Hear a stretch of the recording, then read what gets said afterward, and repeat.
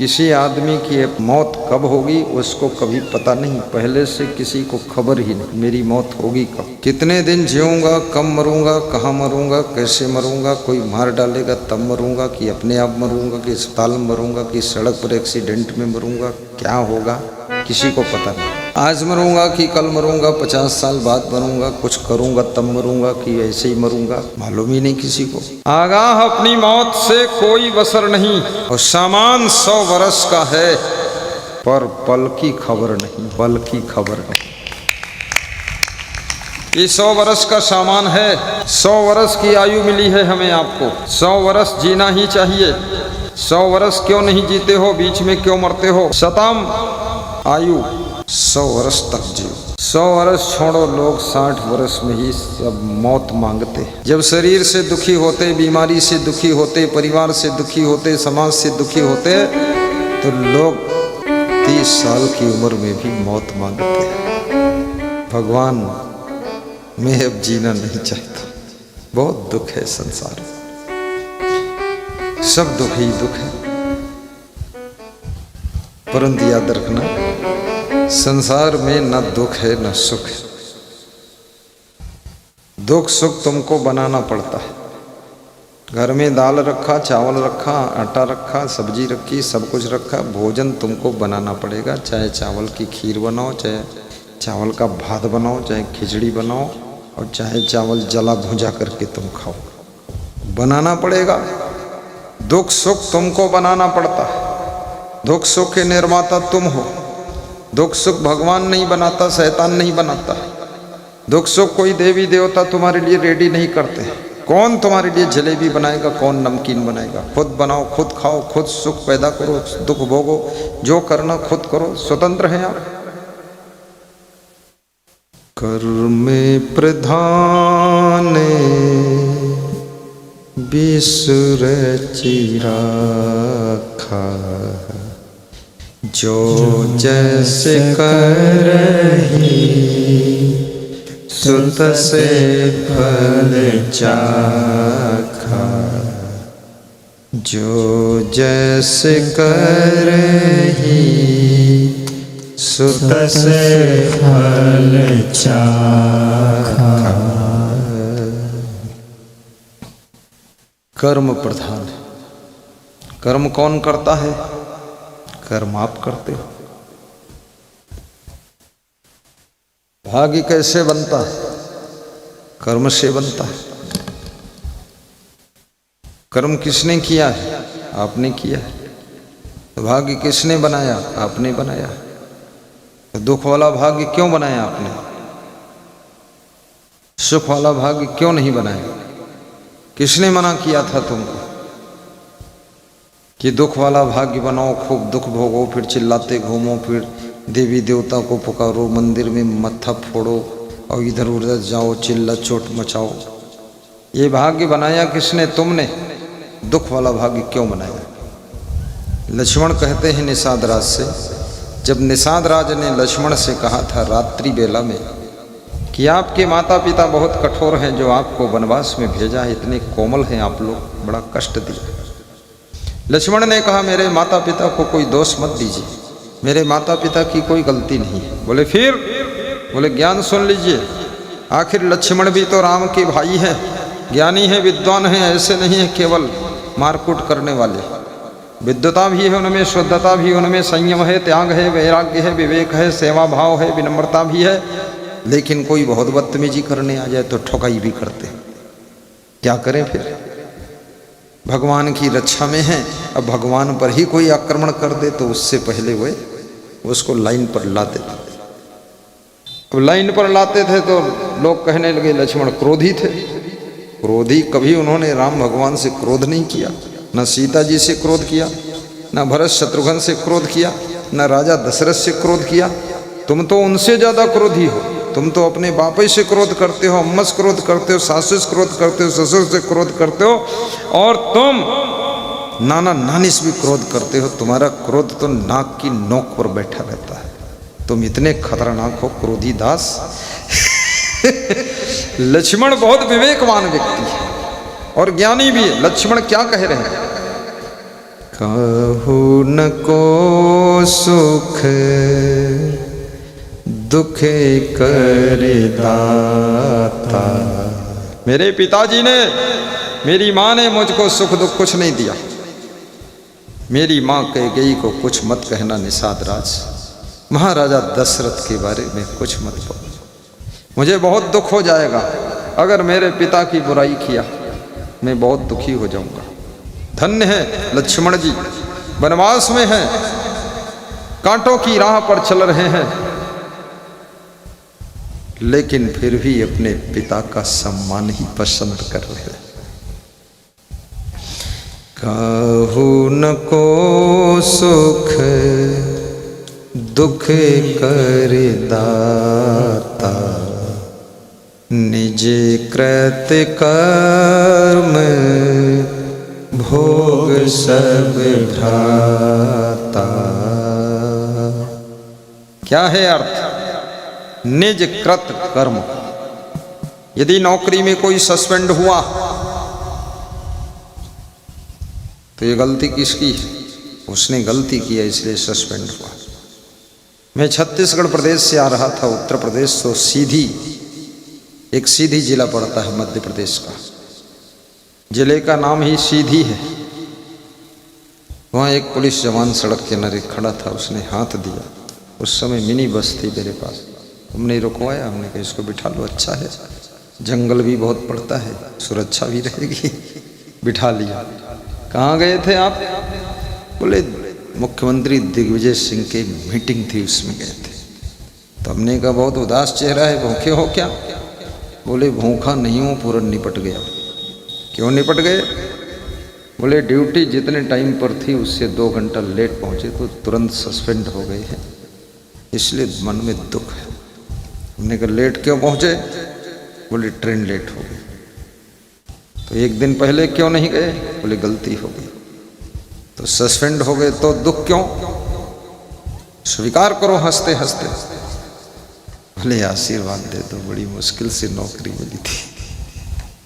याद रखना, इस दुनिया के अंदर जो भी किसी नर नारी को मिलता है वो सब उसी के कर्म का फल भाग्य के रूप में मिलता है। इसलिए भगवान को भी दोष मत देना, ना माता पिता भाई बहन को दोष देना। कहीं न कहीं तुम्हारी चूक हुई है, गलती हुई है, जिसके कारण तुम दुख भोग रहे हो, अन्यथा तुम सुख के ही हकदार हो। जोर से ताली बजाओ, नहीं यहाँ भी दुख ही भोगोगे। परिस्थिति देखो, यहाँ ताली बजाने की परिस्थिति है, ऐसे बैठे माटी की मूर्ति। हम सोचे जिंदा है कि मरी गई है, कहाँ होगा। जोर से ताली बजाओ।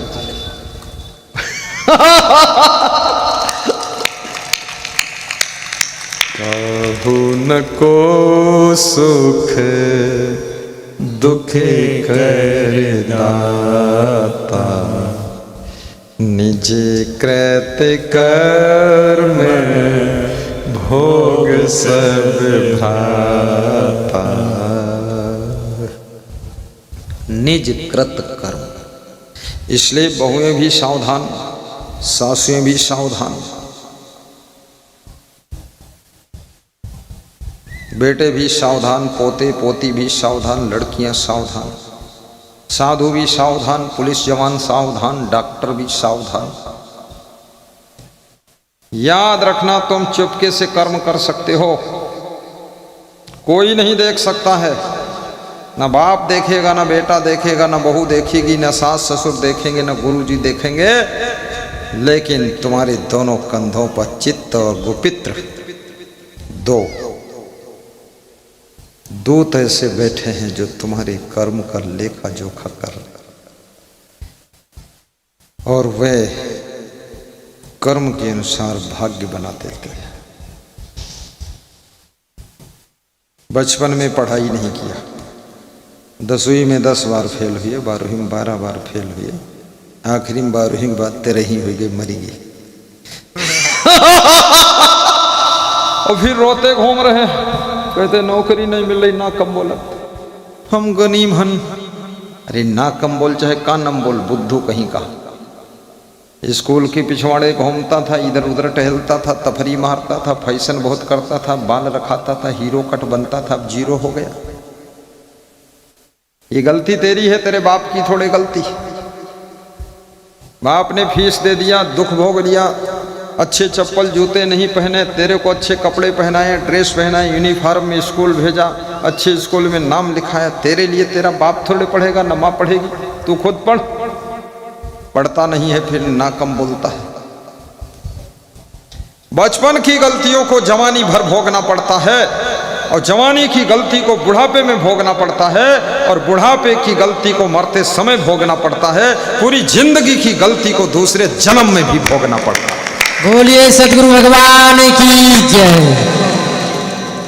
चलो का टेढ़ो टेढ़ो टेढ़ो, तो गंधी को बेढ़ो। बेढ़ो बेढ़ो क्या है? बेड़ो, बेड़ो माने जो नदी को पार करने वाला बेड़ा होता है। बेड़ा मतलब नाव भी नहीं है, नदी का जहाज भी नहीं है, लकड़ी उकड़ी बांस बल्ली जोड़कर बनाया जाता है, उसको बेड़ा बोलते हैं। जो बेड़ा बना करके भगवान राम लक्ष्मण सीता यमुना पार करके वाल्मीकि के आश्रम गए थे, उसको बेड़ा कहते हैं। बेड़ो बाड़ उसे कहते हैं जो बाउंड्री जैसा लगाया जाता है, कोई जानवर न घुसे अंदर, ये है बेड़ो। तो गंधी को बेड़ो, गंधी मतलब गंदगी, बदबू। ये शरीर मलमूत्र, कीचड़, फसूकर, थूक, कान में खूंट, पूरे बदन में पसीना, बदबू, इसमें खुशबू कहाँ है? लोग देख देख कर मोहित होते हैं, लेकिन विवेक नहीं लोगों के पास। पूरे शरीर में गंध आ रही। कितने लोग मेरे पास में आते हैं, इतनी बदबू आती है, उसके पसीना में बदबू। तो मैं कहता हूँ थोड़ा दूर बैठ जाओ कृपा करके। बोला हम तो चरण पकड़ के बैठेंगे। हमने कहा बदबू आ रही है। बोले थोड़ा सूंघ लो आप भी। बोले हम तो इसी बदबू में पड़े रहते, हम क्या करें, हमारे शरीर के पसीने में बदबू है। तो हमने कहा हमको क्षमा कर दो, तुम दूर रहो। हमारे साथ के ही साधु हैं दो चार, तो उनके पसीने में इतनी बदबू उठती है कि बड़ी मुश्किल बात है, गंध दुर्गंध।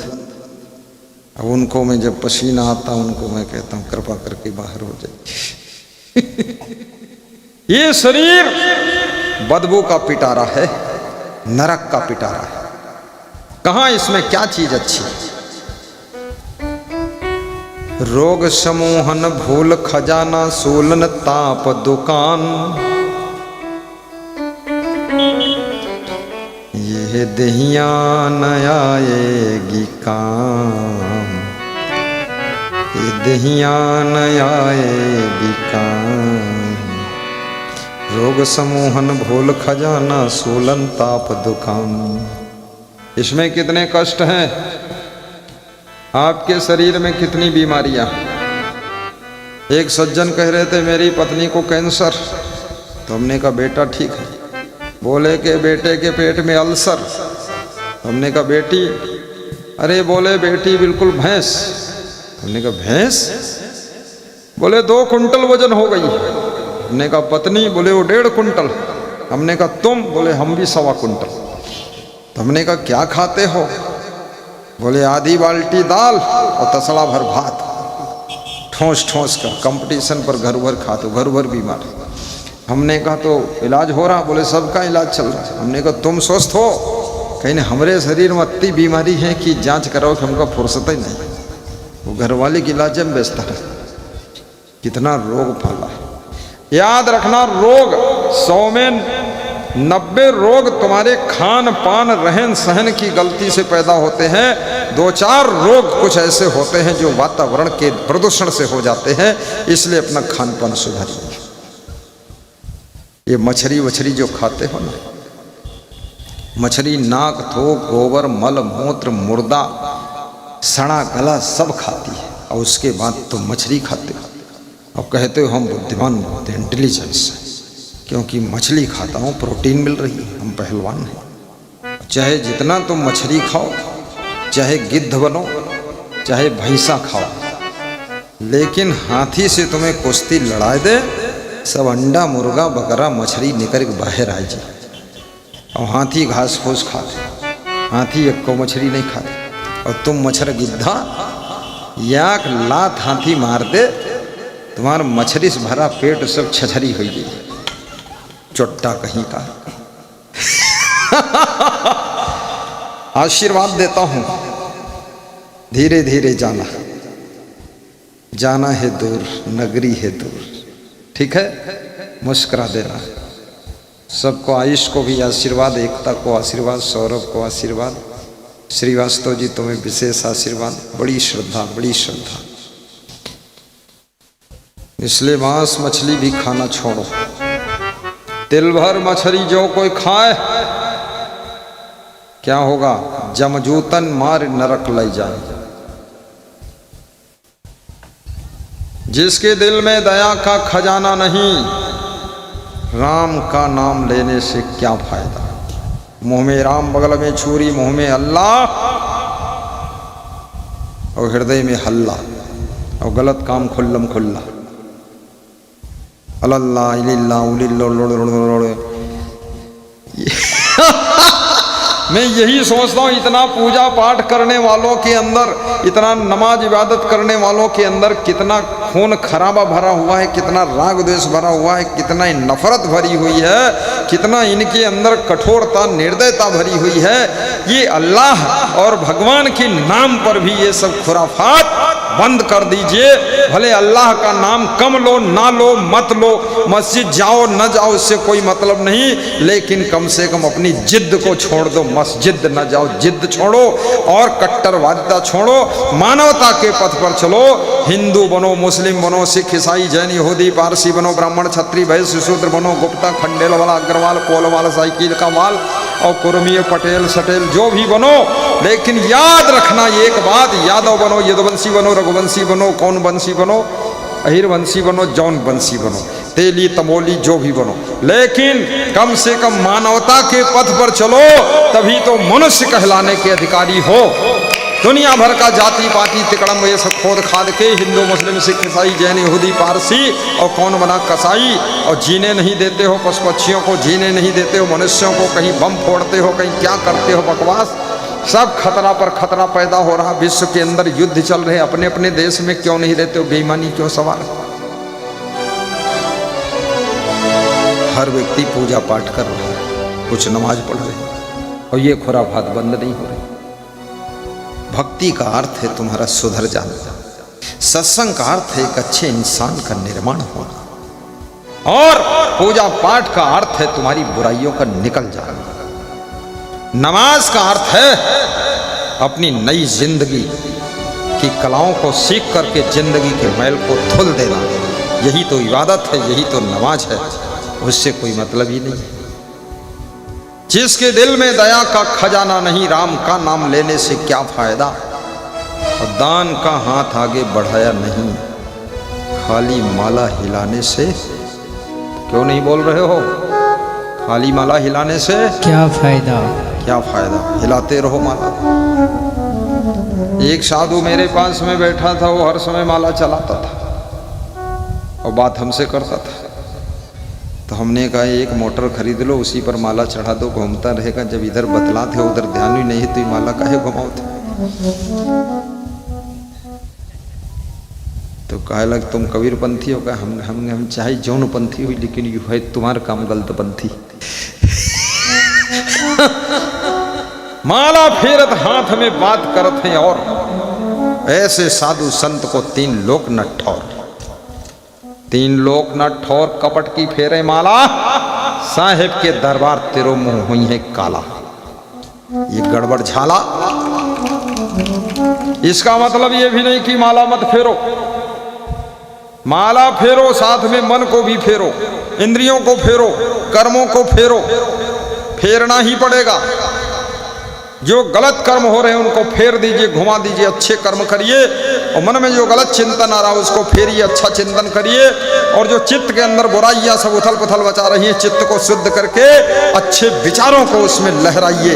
यही तो फेरना है। अपने कर्मों को भी फेर दो। जो गलत कर्म हो रहे हैं अब मुड़ करके अच्छे कर्मों को संपादन करिए। इसी का नाम भक्ति है। भक्ति से दूर क्यों भागते हैं लोग? सत्संग से दूर क्यों भागते हैं लोग?